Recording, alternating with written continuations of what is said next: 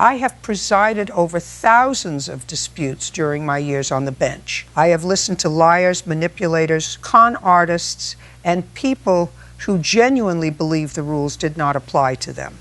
But there is one case I still remember with absolute clarity, not because of the money, not because of the verdict, but because a wealthy, privileged woman stood in my courtroom, looked me directly in the eyes, and called me a servant.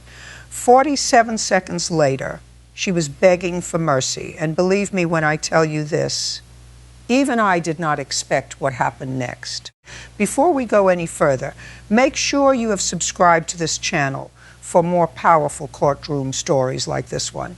And if you have not subscribed yet, subscribe now. Also, comment below and tell us where you are watching this video from. Now let me take you back to where this case truly began. The defendant's name was Karen Wellington. She came from old money. Not the kind of wealth people earn, the kind they inherit, the kind that teaches a person that consequences are something that happen to other people. When Karen entered my courtroom that morning, she did not look nervous. She looked annoyed. There is a difference. Nervous people worry about what might happen. Annoyed people assume they already know. Karen wore a designer suit that probably cost more than most monthly rent payments. Diamond earrings reflected the courtroom lights every time she moved her head. Her handbag sat on the table beside her like a trophy, but it wasn't her appearance that caught my attention. It was her attitude. She looked around the courtroom the way a hotel guest might inspect a room that failed to meet expectations. I noticed her eyes moving across the benches, across the spectators, across the court officers, across me, evaluating, judging, dismissing. Years on the bench teach you to recognize arrogance long before someone opens their mouth. The plaintiff was a man named Robert Hayes, 56 years old, owner of a family construction company. Unlike Karen, Robert looked uncomfortable, not frightened, just exhausted. He carried a thick folder filled with documents, receipts, contracts, and printed emails. When people arrive with evidence, organize that carefully. I pay attention because innocent people often spend months preparing for the one day someone will finally listen. The dispute involved nearly $80,000. According to Robert, Karen had hired his company to renovate a luxury vacation property. The work was completed. The invoices were submitted. The inspections passed. Then Karen refused to pay civil case. At least that's what it appeared to be. But simple cases are often the most dangerous because they allow arrogant people to believe they cannot lose. I asked Robert to explain the situation. He stood and began speaking calmly. 3 months earlier, Karen had purchased a lakefront property through an investment group. She hired Robert's company to renovate the structure before listing it for short-term luxury rentals. The contract was signed. The work was approved. The final inspection passed without issue. Then Karen suddenly claimed the project had been defective. When Robert requested documentation proving the defects, she refused. When he requested payment, she stopped responding. When he hired an attorney, she threatened to sue him. Karen listened with a faint smile. That smile bothered me, not because it was rude, because it was rehearsed. Some people enter court with arguments, others enter with performances. Karen was performing. When Robert finished, I turned toward her. Ms. Wellington, your response? She slowly stood. The movement itself seemed calculated, confident, elegant, dismissive. The work was unacceptable. Specifically, there were many issues. What issues? She paused. I noticed it immediately. People telling the truth generally start with facts. People buying time start with vague language. Karen chose vague language. There were quality concerns. What quality concerns? Several. Name one. A small silence filled the room. Then she said something that immediately raised my suspicions. I don't remember every detail.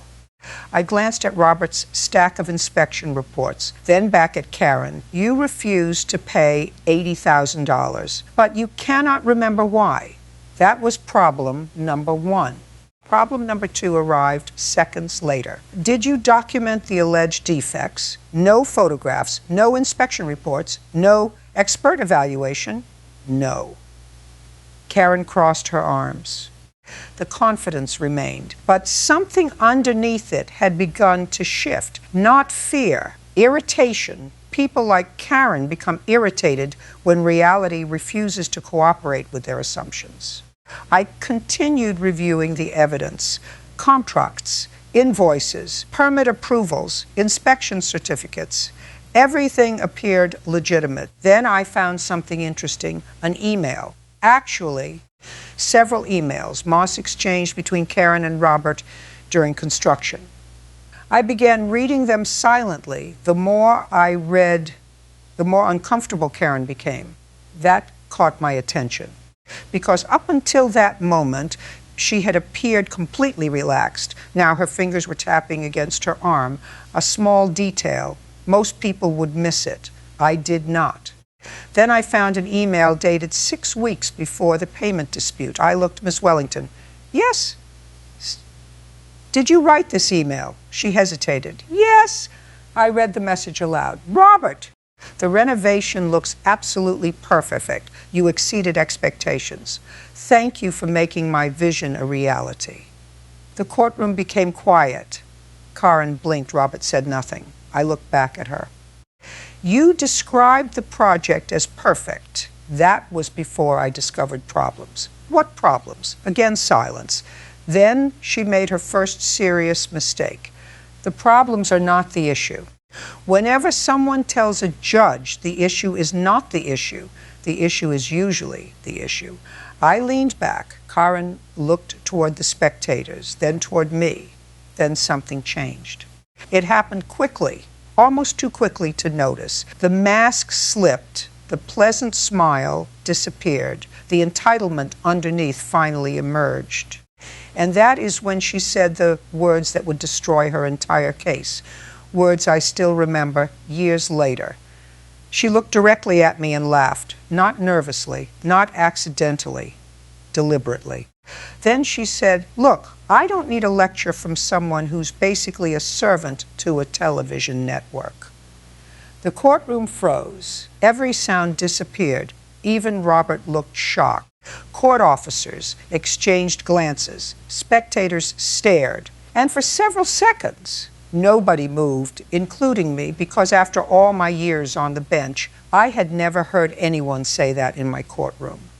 What Karen did not realize was that she had just triggered a chain of events she could no longer control. And 47 seconds later, she would wish those words had never left her mouth.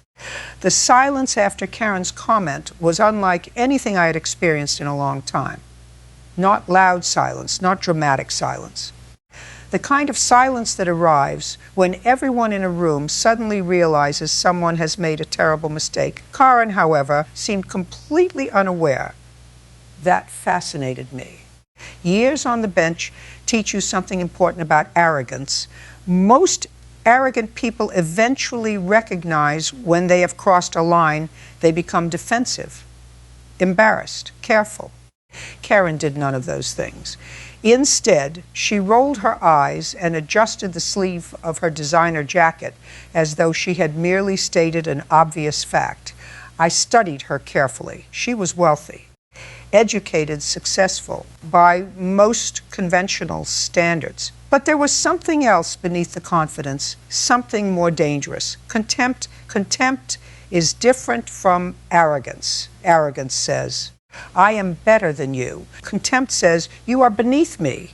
And contempt often blinds people to risks that would be obvious to everyone else. The spectators remained silent. Robert remained silent. Even the court officers remained silent. Everyone was waiting to see how I would respond. But experience teaches patience. Emotional reactions make excellent television. They make poor decisions. So I simply looked at Karen and asked a question. Do you believe the rules of this courtroom apply to you? She laughed, actually laughed. I believe common sense should apply. Answer the question. I think some people take themselves too seriously. That was not an answer, and she knew it. People often reveal more through avoidance than honesty. Karen was no longer discussing the renovation project. She was testing boundaries, testing authority, testing whether consequences truly existed. I had seen similar behavior before, usually from people who spent their lives surrounded by individuals afraid to challenge them, employees, assistants, friends dependent on their approval, family members exhausted by conflict. People like that often arrive in court believing the judge is simply another obstacle to manage. Karen clearly believed she could manage me. She was wrong. I returned my attention to the evidence.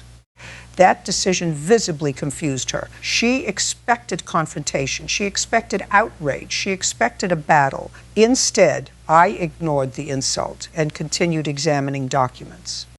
That unsettled her far more than anger would have, because manipulation depends on predictability. When you refuse to react the way someone expects, you take away their control. I picked up another document, an inspection report, then another, then another. Every report supported Robert's claims. No major defects, no safety concerns, no violations. Everything pointed toward completed work. Everything except Karen's story. Ems Wellington, I said, yes, you testified that serious problems existed. Yes, who identified them? I did. You? Yes. Do you have construction experience? No engineering experience? No inspection credentials? No, Karen crossed her arms again. People do not need credentials to recognize bad work. That depends on whether bad work actually exists. The spectators shifted slightly. Karen noticed, for the first time all morning, her confidence weakened. Only slightly, but enough I continued reviewing documents. Then I discovered something even more interesting, a chain of text messages. Robert had submitted them as evidence. I began reading. The first few appeared ordinary, scheduling discussions, material selections, project updates. Then the tone changed. A message from Karen caught my eye. I read it twice. Then a third time, because sometimes the most important evidence arrives disguised as an ordinary sentence. I looked toward Robert. When did you receive this message? About a week before final payment was due. I nodded slowly. Then I turned toward Karen. Her expression changed immediately. She knew exactly which message I had found. That reaction alone told me plenty, but I wanted confirmation. Did you send this text? Karen swallowed, a tiny movement, barely visible. Yes. The room became quiet again. I read aloud. My accountant says I would save a fortune if I classify the project differently and delay vendor payments. Robert lowered his eyes. Karen looked away. Interesting, very interesting. Because suddenly we were no longer discussing poor workmanship. We were discussing money, specifically ways to avoid paying it. I continued reading. Another message, then another, then another. Each one painted a clearer picture, not of a dissatisfied customer, but of someone searching for excuses to postpone payment, excuses to renegotiate, excuses to reduce costs after the work had already been completed. Years on the bench teach you to recognize patterns, and Karen's pattern was becoming obvious. The renovation dispute was not the original plan. It was the backup plan. The real plan had been delay until Robert became desperate, delay until he accepted less money, delay until he walked away. When delay failed, the defect claims appeared. I leaned forward. Wellington. She looked irritated. What now? Did you ever intend to pay the full amount? Her eyes narrowed. That is ridiculous. Answer the question. Of course I did. Then why were you discussing strategies to avoid payment before the project was completed? Karen opened her mouth, closed it, opened it again. Nothing came out. I noticed several spectators exchange looks. They were seeing the same thing I was seeing. The story was cracking, not collapsing, not yet, but cracking. And once cracks appear, pressure becomes dangerous. Karen sensed it too. Her posture changed, her voice became sharper, faster, less controlled. That transformation interested me more than the evidence itself, because people reveal their true character under pressure. The polite version disappears, the authentic version arrives. And Karen's authentic version was emerging. Then she made another mistake, a much larger mistake. She pointed toward Robert. He should be grateful I gave him this opportunity. The words hung in the air. Robert stared at her, confused, hurt, angry, all at once. I felt something shift in the courtroom, not legally, emotionally. Spectators were no longer evaluating a business dispute. They were evaluating Karen herself, and she was losing badly. I looked toward Robert. How many employees does your company have? 23. How long have you owned the business? 28 years. Karen laughed again. 28 years of work, 23 employees, families, depending on those paychecks.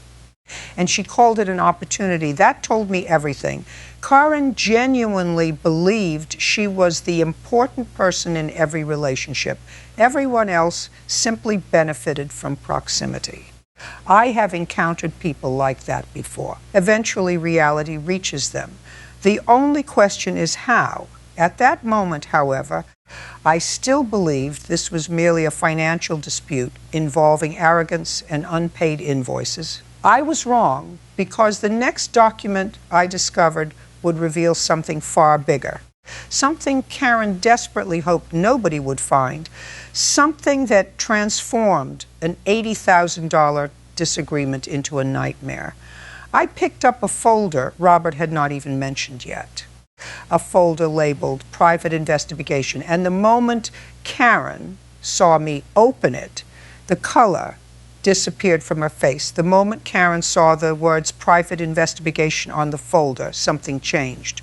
Up until then, she had been irritated, dismissive, annoyed. Now she looked afraid, not terrified, not panicked, but afraid. And in my experience, fear is one of the most revealing emotions a courtroom can witness. People fear different things. Innocent people fear misunderstanding. Guilty people fear discovery. Karen's reaction suggested she had just seen something she hoped would never appear in court. I placed the folder on my desk, slowly, deliberately, and watched her. Years on the bench teach you that evidence does not only speak through documents, sometimes it speaks through faces. Karen's fingers tightened around the edge of the table. Her breathing changed. Her posture stiffened. She knew what was inside. That much was obvious. The question was why. I looked toward Robert. Explain this folder. Robert stood. His voice remained calm, but I could hear the exhaustion behind it. The exhaustion of someone who had spent months trying to understand something that made no sense. When Miss Wellington refused payment, he said, "I thought it was a normal dispute." And then I discovered something strange. What? She had done it before. The spectators immediately leaned forward. Karen closed her eyes. Just for a moment, a very small moment, but enough. I noticed Robert continued. At first, he believed Karen's refusal to pay was unique, a misunderstanding, a disagreement, maybe even a legitimate complaint. Then another contractor contacted him, then another, different companies, different industries, different projects, same pattern. Karen hired them, praised the work, approved completion, denied payment, created complaints, threatened legal action, refused to pay. The courtroom became very quiet because suddenly we were no longer discussing a single conflict. We were discussing a pattern, pause matter. Anyone can experience one dispute. Repeated disputes tell a story. I opened the folder. Inside were sworn statements, invoices, BTOMs, court records, settlement agreements, and something else. A list. I studied it carefully. 12 names, 12 businesses, 12 separate payment disputes over 6 years. The total amount exceeded $700,000. Karen immediately stood. This proves nothing. I looked at her. 12 disputes? They were all incompetent. All 12? Yes. The answer came too quickly, too confidently, too perfectly, and perfect answers often contain imperfect truths. I picked up the first statement. A flooring contractor, unpaid. Second statement, landscape company, unpaid. Third statement, interior designer, unpaid. Fourth, electrician, unpaid. Fifth, roofing company, unpaid. The pattern continued, and with every page, Karen appeared more uncomfortable, not because the evidence was emotional, because it was mathematical. Parts are difficult to explain away, especially when they repeat. I looked toward Karen.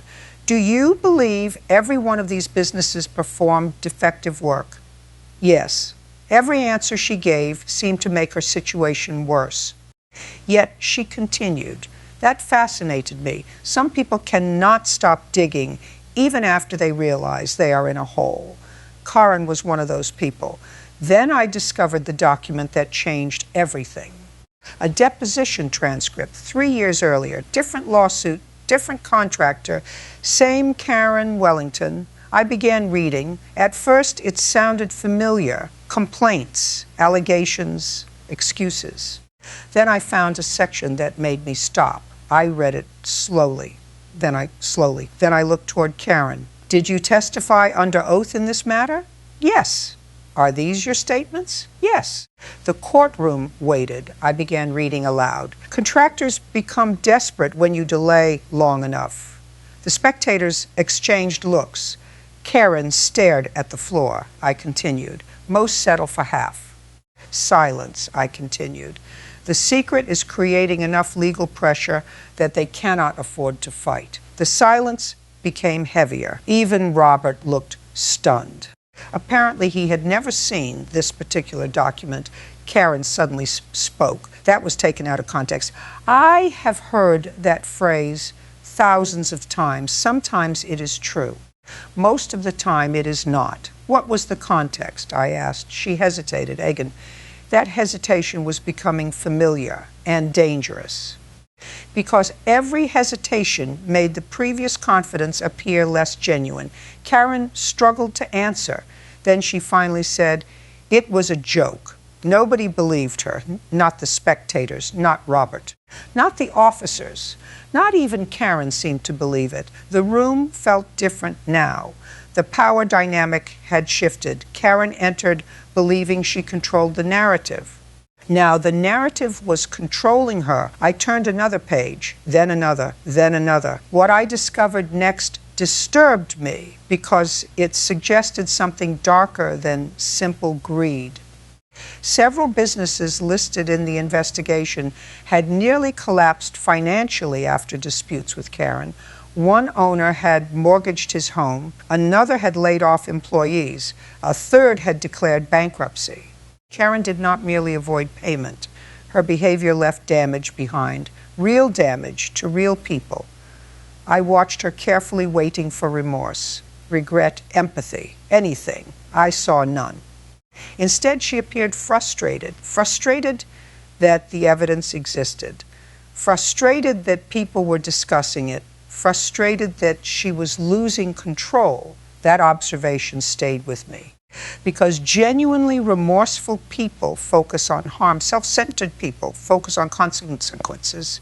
Karen focused on consequences. Then I found something unexpected, a photograph, actually several photographs.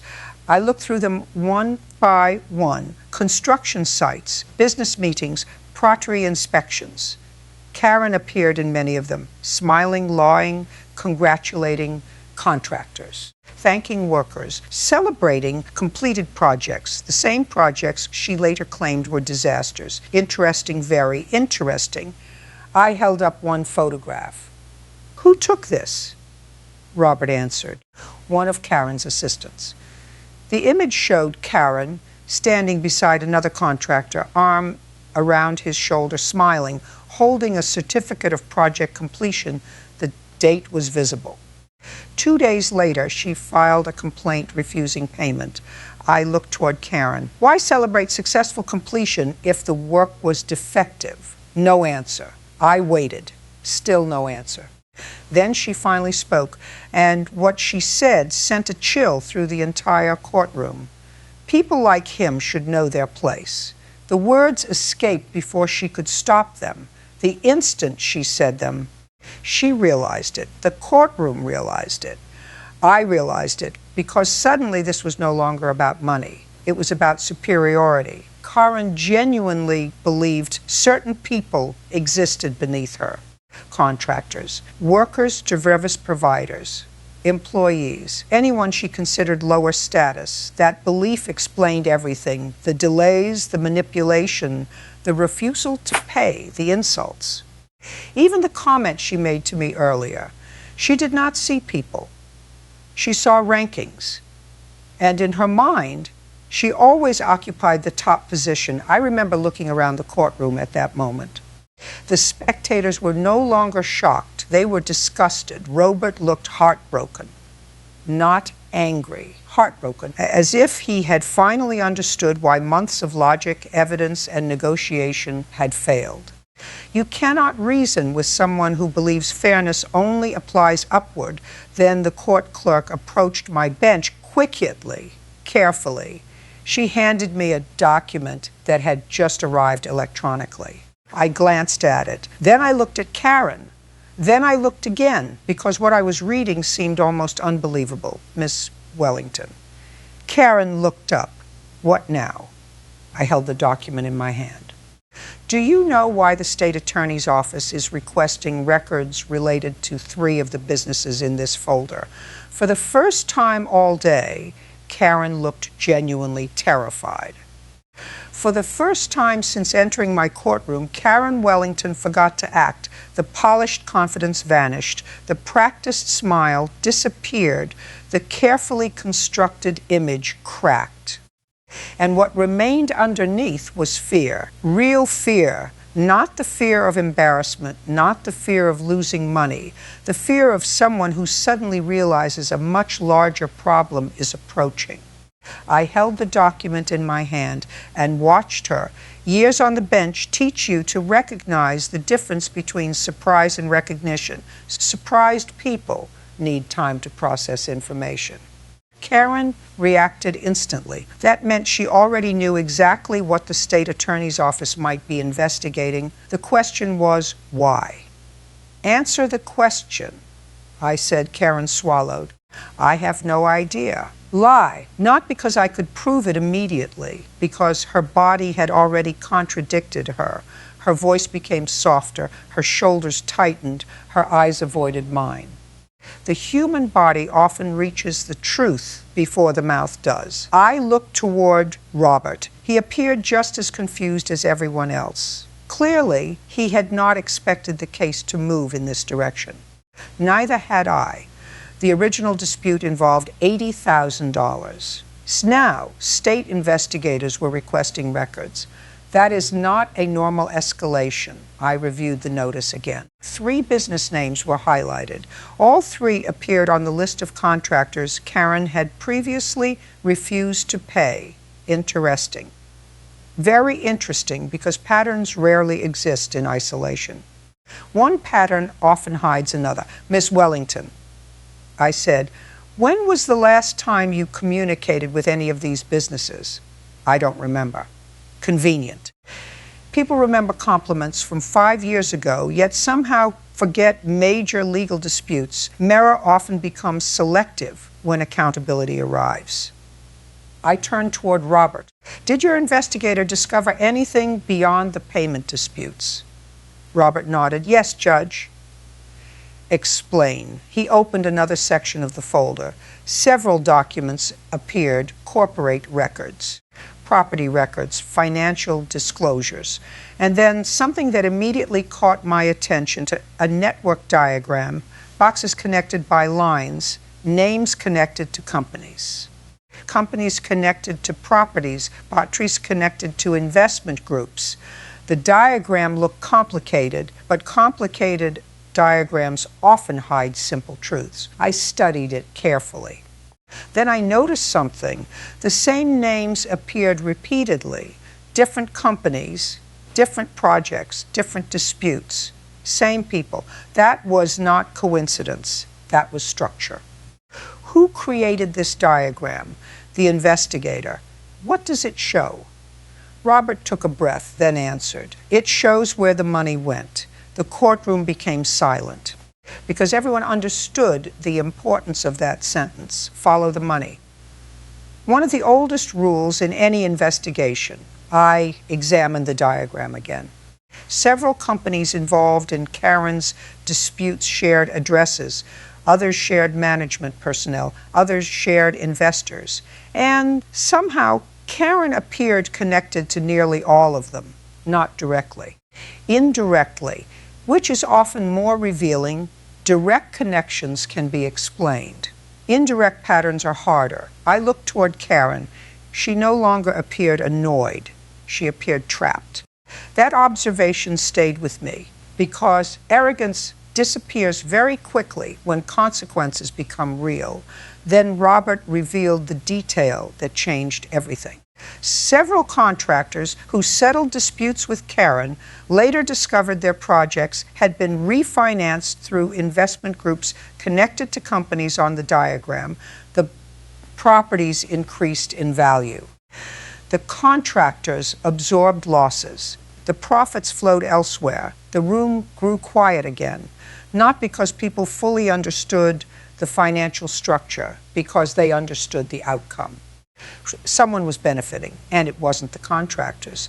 I leaned back in my chair. Karen stared at the table. The confidence was gone now. In its place was calculation. That concerned me. Fear can make people honest. Calculation rarely does. Then I noticed something strange. Karen kept glancing toward the courtroom doors every few minutes, always the same direction. Always the same look, waiting, expecting, anticipating. I have watched witnesses wait for attorneys, defendants wait for family members, victims wait for support. Karen's behavior felt different. She appeared to be waiting for rescue. That realization bothered me because people only expect rescue when they believe help is coming. I continued examining documents. Then I found an email chain. Hundreds of messages. Most appeared ordinary: business discussions, preparatory evaluations, contract negotiations. Then one message caught my attention. The sender name was missing. Only an initial remained. K.I. began reading. The email discussed delaying payments, applying pressure, creating legal uncertainty, nothing criminal by itself, but together. The messages painted a disturbing picture. A strategy, not a disagreement, not a misunderstanding. A strategy. I read several more, then another, then another. Each one seemed worse than the last. Karen knew exactly what I was reading. I could see it on her face.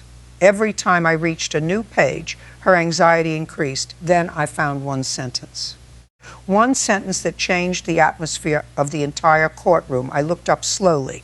Miss Wellington. She closed her eyes, just briefly, as if she already knew. Did you write this email? Silence. Answer the question. Yes. The answer came quietly, almost reluctantly. I read the sentence aloud. Most contractors will break before their bank accounts do. The spectators reacted immediately. Several people shook their heads. One woman covered her mouth. Even the court officers exchanged looks. Karen stared at the floor. No explanation, no excuse, no denial, because there wasn't one. The sentence spoke for itself. Years on the bench teach you something about language. People reveal themselves when they believe nobody important is listening. Karen believed she was speaking privately. She wasn't. Now her own words were exposing her, and then everything changed. The courtroom doors opened. A man entered, dark suit, briefcase, state investigator credentials. The room immediately became silent. The investigator approached the clerk, presented identification, then handed over a sealed envelope. I watched Karen. The moment she saw him, the color vanished from her face. Not fear, not anxiety, panic, pure panic. The investigator left without saying a word. The envelope reached my bench. I opened it, reviewed the contents, then reviewed them again, because what I was seeing was extraordinary, very extraordinary. I slowly looked toward Karen. She looked back at me, and for the first time all day, she appeared completely defeated. "Miss Wellington," I said quietly, "did you know federal investigators executed search warrants this morning?" Karen stopped breathing. At least it looked that way. The entire courtroom froze. Then I asked the question that changed the case forever. "Would you like to explain why your personal accountant was arrested 2 hours ago?" I will never forget Karen Wellington's face, not when she insulted me, not when she mocked Robert, not when she dismissed every contractor she had ever harmed. The expression I remember most was the one she made when I mentioned her accountant's arrest, because for the first time all day, Karen stopped thinking she could win. Her confidence disappeared so completely that it was almost unsettling. People often imagine dramatic courtroom moments involve shouting. They usually do not. The most powerful moments are often silent, and Karen's silence told me more than any testimony ever could. I watched her carefully. She was no longer searching for clever answers. She was no longer performing. She was calculating damage. "How do you know that?" she finally asked. Interesting, very interesting. Not, "What arrest?" Not, "There must be a mistake." Not, "I don't understand." Instead, "How do you know?" That question revealed recognition, and recognition revealed knowledge. I placed the sealed documents on my bench. The better question is how federal investigators know. Karen said nothing. The spectators remained silent. Even Robert appeared stunned, because at this point the case had transformed into something none of us expected. An unpaid invoice had become a doorway. And behind that doorway sat something much larger. I reviewed the documents again. The information was preliminary, but the implications were extraordinary.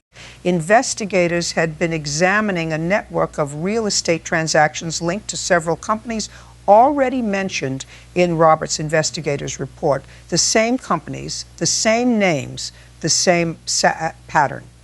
Suddenly, the diagram Robert submitted made much more sense. The contractors had never been the ultimate targets. They were part of the mechanism, a mechanism Karen appeared to understand very well. I looked toward her. "Would you like to explain your relationship with Horizon Asset Holdings?" Karen remained silent. "Or Blackwater Property Investments?" Silence. "Or Evergreen Capital Strategies?" More silence. Every company appeared in both investigations. Every company connected back to properties involved in payment disputes. And somehow, Karen's name remained nearby, not always directly, but close enough. The courtroom felt different now, not emotional, not dramatic. Dangerous because everyone could sense something significant approaching. Then Robert's attorney stood. Until that moment, he had spoken very little. Now he requested permission to present additional evidence. I granted it. What happened next changed everything. The attorney walked toward the evidence monitor, imprinted a flash drive, opened a folder, and displayed a series of financial transfers. The room became completely silent. I leaned forward. The transfers showed money moving through multiple companies, multiple accounts, multiple states, complicated, confusing, designed to appear unrelated. But investigators had already mapped the connections. One transfer led to another, then another, then another. Eventually, every path seemed to arrive at the same destination, a private trust.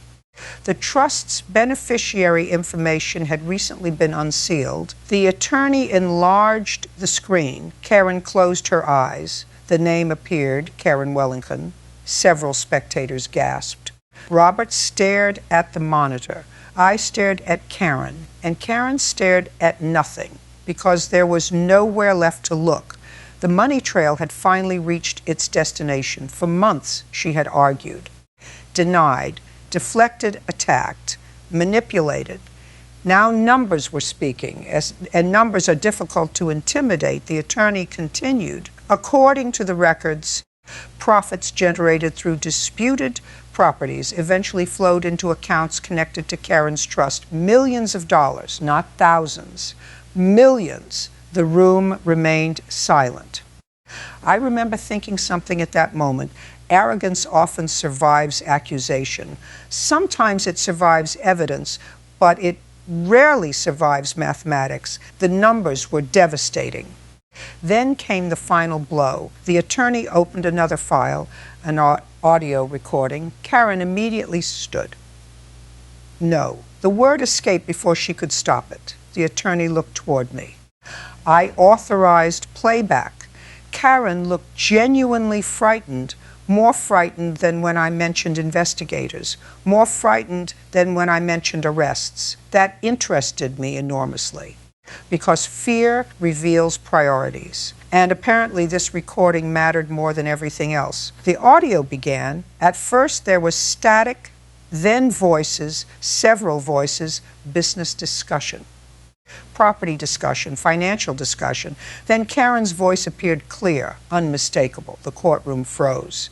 I listened carefully. So did everyone else. Then Karen said the sentence that destroyed her, not legally, personally, emotionally, completely. Contractors are easy. They always think hard work protects them. The room remained silent. The recording continued. Then another sentence. I don't need them to lose every case. Pause. I just need them to run out of money first. Robert lowered his head. Several spectators shook their heads. Karen stared at the floor. The recording continued. Then came the sentence nobody expected. The sentence that would eventually spread far beyond the courtroom. The sentence that transformed public perception of the entire case. Karen laughed, then said, judges are just employees with robes. Everyone has a price eventually. The room exploded. Gasps, gasps, whispers. Shock, disbelief. Even after everything we had heard, that statement stunned people because it revealed something fundamental. Karen did not simply disrespect individuals. She disrespected institutions. She believed every system could be manipulated, every person could be bought, every rule could be bent. And that belief had guided her entire life. The recording ended. Silence followed, heavy silence. Then Karen did something unexpected, something I had not anticipated, something nobody anticipated. She stood, looked directly at me. And suddenly the confidence vanished completely. No arrogance, no contempt, no superiority, nothing. Only fear. Real fear. Judge. Her voice cracked the first crack all day. Please. The courtroom froze because everyone understood what was happening. The woman who called me a servant, the woman who mocked contractors, the woman who believed consequences belonged to other people, was now begging. Please don't send this to federal prosecutors. I said nothing, she continued. Please, another crack in her voice. Another piece of arrogance disappearing, then another, and another. Within seconds, the entire performance collapsed. Karen began explaining, justifying, negotiating, promising, offering cooperation. offering information, offering names, offering anything, everything. The transformation was extraordinary. 47 seconds earlier, she believed she controlled the room. Now she was begging the room to save her, and as I watched her, I realized something important. Karen was not sorry. Not yet. She was afraid. There is a difference, a very important difference. And that distinction would become critical in what happened next, because at that exact moment, a court officer rushed toward my bench carrying a note. I read it, then read it again, because the message contained information so shocking that even Karen's collapse suddenly seemed secondary. I slowly looked up. The entire courtroom waited. Then I delivered the update, M's Wellington. She looked at me hopefully. Federal agents are requesting immediate custody. Her face went pale, but I wasn't finished because the next sentence changed everything. Apparently, your accountant has already started talking, and according to investigators, he had brought receipts. I have watched people lose lawsuits before. I have watched wealthy individuals lose fortunes. I have watched careers collapse in a single afternoon. But very few moments compare to watching someone realize that the story they spent years controlling has finally escaped their hands. That was Karen Wellington, seconds earlier. She had been begging. Now she looked as though the floor beneath her had disappeared. Receipts? The word barely left her mouth, not because she didn't understand it, because she understood it perfectly. Federal investigators were no longer relying on theories. They were no longer relying on suspicions. They had documentation, and documentation has a way of turning confidence into panic. The courtroom remained completely silent. Roberts sat motionless. The spectators barely moved. Even the court officers seemed captivated by what was unfolding. Karen looked toward me, then toward the doors, then toward her attorney. Her mind was racing. You could see it, matching for options, matching for exits, matching for control. But control was gone. The court officer handed me an updated summary from federal investigators. I reviewed it carefully. The accountant had provided transaction histories, internal communications, payment instructions, and financial records linking multiple companies together. The same companies that kept appearing throughout the case, the same companies connected to disputed projects. The same companies linked to Karen's trust. Suddenly every piece fit together: the delays, the lawsuits, the settlements, the pressure campaigns, the unpaid contractors, the investment structures, the money trails, everything. What appeared to be isolated business disputes were actually parts of a larger strategy, a strategy built on one assumption: most people cannot afford to fight forever. Karen understood that she counted on it. She weaponized it. If a contractor lost enough money, they settled. If they became desperate enough, they walked away. If they challenged her, she buried them in paperwork. For years it worked, until Robert Hayes refused to quit. That detail stayed with me because history often changes through ordinary people making stubborn decisions. Robert was not famous, not wealthy, not politically connected. He simply refused to surrender. And because he refused, everything started unraveling. Karen looked toward Robert. For the first time all day, there was no contempt in her expression, only desperation. I can pay him. Nobody responded. I'll pay everything. Still, nobody responded. Then she looked toward me. Judge, this can be fixed. I remember those words very clearly because they revealed her final misunderstanding. Karen still believed this was about money. She believed payment could undo damage. But some damage survives repayment. Businesses had suffered. Employees had been laid off. Families had experienced financial hardship. Years of pressure and manipulation could not be erased by writing a check. I looked directly at Herms Wellington. This stopped being about $80,000 a long time ago. The room remained silent. Karen lowered her eyes. The arrogance was gone now, completely gone, and in its place sat something unfamiliar: accountability, not acceptance, not remorse, accountability. The unavoidable kind. Federal agents arrived shortly afterward, professional, calm, methodical. They spoke quietly with court personnel before approaching Karen. No dramatic confrontation, no shouting, no spectacle. Reality rarely arrives with dramatic music. Most of the time, it arrives with paperwork. One agent presented documentation, another explained the process. Karen listened.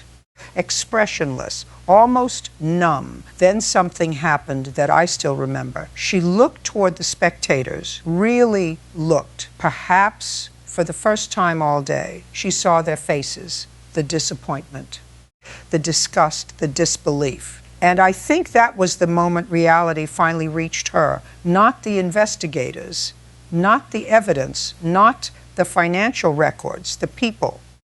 Because reputation often feels permanent until it disappears.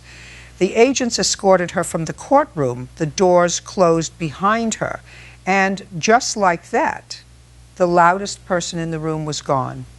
Silence remained. A different silence this time, not tension. Relief. Robert stayed seated for several moments, almost as though he needed time to process what had happened. Honestly, so did everyone else. Eventually he stood, collected his documents, then looked toward me. "Thank you, Judge." I shook my head. "No, Mr. Hayes." He looked confused. I continued. "You brought the evidence." Because that was the truth. Judges do not create facts. People bring them forward. Robert did the difficult part. He refused to quit. He refused to surrender. He refused to accept that power automatically defeats persistence. Months later, I learned more about the outcome. Karen faced multiple investigations. Several companies collapsed under scrutiny. Additional victims came forward. Financial records revealed even more disputed transactions. What began as a contractor payment dispute expanded into something much larger. Far larger than anyone expected when the case first appeared on my calendar. Robert eventually recovered what he was owed. His company survived. More importantly, the employees who depended on that company survived too. That mattered because legal victories are not always measured by verdicts. Sometimes they are measured by what remains standing afterward. Years have passed since that day. I have heard thousands of cases since then. Many were more complicated. Many involved larger sums of money. Many received more public attention. Yet this case remains unforgettable, not because Karen called me a servant. That insult never really mattered. What mattered was what the insult revealed. Karen believed status created value. She believed wealth created superiority. She believed people serving a role existed beneath the people benefiting from it. And that belief eventually destroyed her, because the truth is much simpler. A business owner deserves respect. A contractor deserves respect. A court officer deserves respect. A judge deserves respect, not because of titles, not because of money. Because respect is not something purchased, it is something practiced. Karen spent years demanding respect she never offered others, and eventually the imbalance caught up with her. That is the lesson I still remember. Not every arrogant person loses. Not every manipulative person gets exposed. But when someone spends their life believing consequences belong to other people, the day consequences finally arrive tends to be unforgettable. Karen Wellington walked into my courtroom believing she could control the outcome. She left realizing something she should have learned long before: no amount of money can protect someone from the truth once the truth has enough evidence behind it. And 47 seconds after calling a judge a servant, she was begging for mercy from the very system she thought she was above.